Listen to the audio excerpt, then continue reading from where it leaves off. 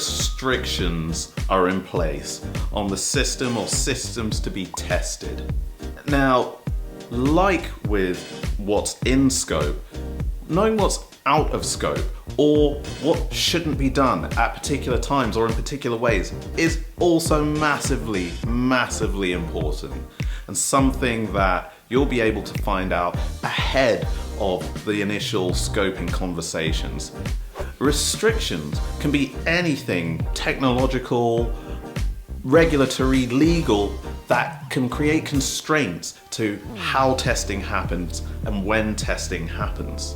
A colleague of mine was testing, and the client that they were testing for had contractual obligations about when testing would start and stop, and if testing went even a second over that agreed time, they would receive huge fines. That is the sort of information that is crucial to scoping, and that's the sort of information that you can get before you have your first scoping conversations. Another example of a restriction that's really, really quite important to know up front is how we connect to that infrastructure.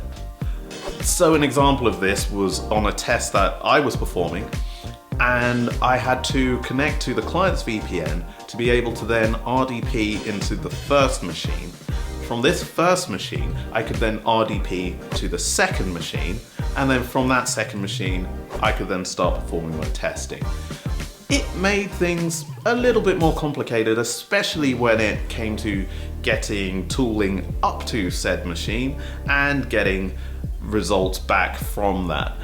And whilst these things aren't insurmountable, it's nice to know them up front so that we as testers can prepare for ways that we're going to test as effectively, even if the configuration is slightly different to what we're used to.